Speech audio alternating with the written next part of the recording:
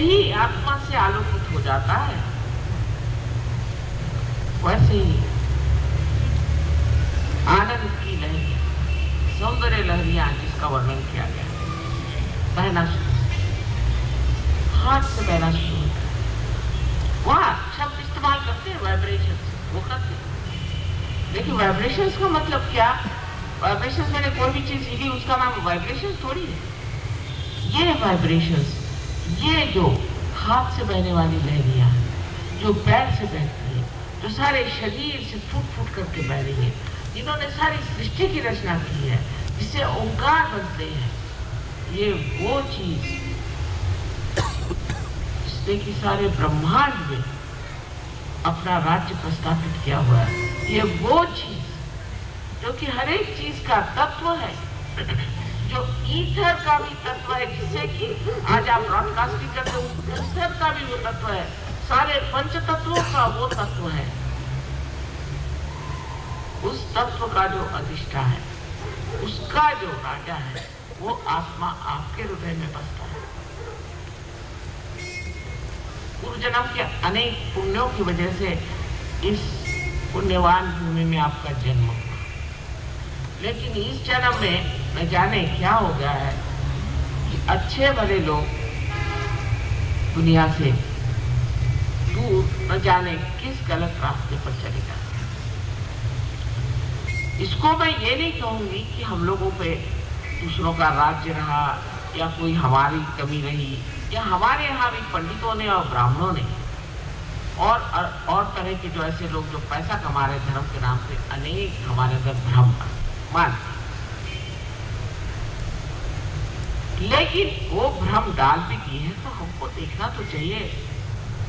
धर्म के नाम पे अत्यंत अत्याचार हुए मान, इसलिए बहुत से लोग कहते हैं हम भगवान पे विश्वास नहीं करते,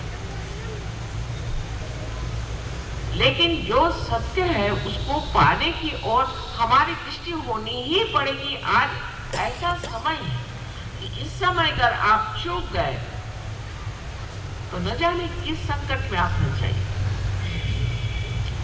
इधर कैंसर खड़ा है, उधर में भूखमारी पड़ी हुई है, उधर में आतंक पड़ा हुआ है, दुनिया भर के हाहाकार चारों तरफ है। इस वक्त कमल जैसे जब तक आप इस कीचड़ से बाहर नहीं निकलेंगे और कोई तरीका आपके पास नहीं है, और वो निकलने का तरीका आप अपनी बुद्धि से नहीं लगा सकते। बुद्धि से परे परमात्मा का जो अनंत आशीर्वाद हमारे अंदर आत्मा स्वरूप है, उसी से आप पा सकते हैं, और आपके अंदर ये आत्मा विराजमान है। पहली बात, उसको प्राप्त करने की शक्ति आपके अंदर है और वो सहज ही होती है, लेकिन बुद्धि इसको मानती है। और बुद्धि का दूसरा भी एक लगाव है बड़ा भारी, जहां हम अटक जाते हैं, वो ये कि लोग कहते हैं कि माता जी ये आप ही क्यों करते हैं? मैंने कहा भाई आप करो, बड़ा अच्छा, मैं तो घर बैठा। आज सवेरे से मेहनत करते करते किसी तरह से यहाँ पहुंचे, लेकिन पहुंच गए क्योंकि आप लोग चाहते हैं कि आपका आत्म साक्षात्कार। पर ऐसे भी लोग हैं वो सोचते हैं कि नहीं माता जी तो आपसे कोई हमारा लेना देना नहीं होता, आपसे हमें कोई पैसा नहीं चाहिए, हम आपको, आप हमें देंगे, हम तो यहाँ देने को बैठे हैं, आपको हम दे नहीं सकते, कुछ भी नहीं दे सकते। पहला हिसाब है। कोई ऐसा इंसान आपने देखा भी नहीं होगा कि जो कुछ भी नहीं लेना चाहता और इतनी मेहनत करता है, तो समझिए कैसे ड्रामा है, समझिए। तो लेने में क्या हर्ज ऐसा? लेने में आपको वैसे तो कभी हर्ज नहीं होता, तो सहयोग करने में हर्ज क्या है? हर्ज यही है अहंकार। बुद्धि के ऊपर एक अहंकार ऐसा जड़ता से बैठा हुआ है, और वो भी है ये जो सुशिक्षितता है, उस बड़ी बड़ी पंडित मूर्ख है जो कबीरदास जी ने कहा था, वो आप आज कर देते हैं, और यह महामूर्खता का लक्षण है। और वही आज आप देख सकते हैं कि सब कुछ होते हुए भी आज वो समाज सहयोग को प्राप्त कर रहा है जो देहातों में रहता है। अच्छी आती है, हम तो आनंद के सागर में तैर रहे हैं माँ, तुमने तो हमको सब कुछ दे दिया। सस्य श्यामलाम भूमि में हमारी खेती लहरा रही है, सुंदर हमसे कुछ करते नहीं, सब अपने आप हो रहा है, परमात्मा वास्तव काम कर रहे हैं, सब तुकाराम बन गए। लेकिन शहरों में बड़ा प्रश्न खड़ा हो, उसकी वजह है ये अविद्या जो सीख ली, उस अविद्या के कारण हमारे अंदर महान घोर अंधकार अहंकार आ गया। अहंकार से परे परमात्मा का वास। अहंकार तो एक आपकी छाया है जो कि सत्य भी नहीं है। अहंकार आपकी छाया मात्र, जैसे कि आप प्रकाश से दूर खड़े हो जाइए, आपकी छाया, लेकिन आप प्रकाश के नीचे खड़े होइए तो कोई छाया नहीं आएगी। इस अहंकार से जूझने से नहीं होता है। अभी यहाँ पर एक बता रहे थे कि कुछ एक नई चीज निकाली, नई EST करके कुछ निकाली है, उसमें क्या लगे कि आप अहंकार आपके अंदर उभर, यानी प्रदेश में ये विचार है कि हमारे अंदर अगर अहंकार आ जाए तो हम बड़े यशस्वी हो जाते और फिर नाक के बल गिर भी जाते। लेकिन जब आप आत्मा को प्राप्त करते हैं तो यश आपके पैरों में, सिद्धियां आपके पैरों में, आप योगी जन हो जाते। योगी की व्याख्या नहीं की जा सकती, अमर्याद चीज है वो, उसकी कोई मर्यादाएं नहीं बात है। आपका जो जीवन के और लक्ष्य है या आपकी जो धारणाएं हैं वो सब बदल जाए, एटीट्यूड्स बदल जाए।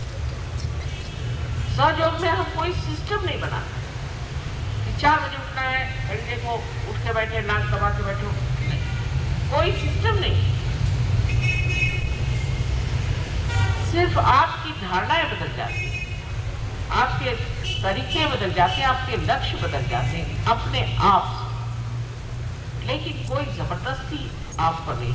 एक ही जबरदस्ती है, प्रसन्न रहिए, प्रसन्न, बस एक ही जबरदस्ती है, एक ही मांगना है कि अपने से नाराज नहीं, अपने प्रति दुष्ट न रहिए, अपने से संतुष्ट रहिए, अहंकार नहीं करना, लेकिन अपने से संतुष्ट रहिए, प्रसन्न चित्त रहिए, बस।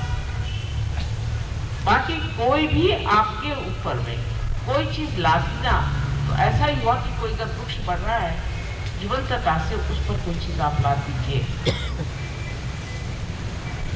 लेकिन ये अंदर से होने वाली चीज है, घटित होने वाली चीज है। समझ लीजिए कि हम इस फूल को खींचे या तोड़े या इसको कुल्फी करें, मशीन में डालें, इसका फल नहीं हो जाए। फल इसका तभी होगा जब ये वृक्ष पे लगा रहेगा, उससे संबंध होगा, और इसके अंदर जब वो क्रांति होगी, इसके अंदर अपने आप फल हो जाएंगे।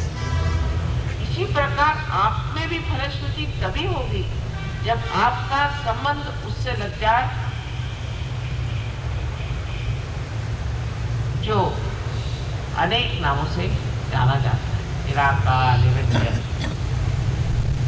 उससे जब आपका संबंध हो जाए, इसे अंग्रेजी में डिवाइन कहते हैं, उस परमात्मा के उस प्रकाश से, उसके उस प्रेम से जब आपका संबंध हो जाता है, उसी की धारा से आप स्वयं एक फल स्वरूप,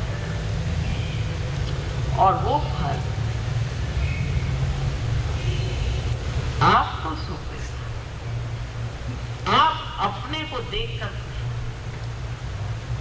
आप अपने अंदर की जो सुंदर सुंदर भावनाएं और लहरियां बह रही हैं, उसे जानकर आनंदित हो। ऐसा तो कभी भी नहीं होता। जो फल आप खाते हैं वो फल स्वयं उसको कुछ नहीं जानते। जो दीप जलता है वो दीप स्वयं को नहीं जानता, लेकिन यहाँ आप अपने को जानते हैं और अपनी शक्तियों को भी जानते हैं, और सब जानते हुए भी आप अत्यंत नम्र हो जाते हैं।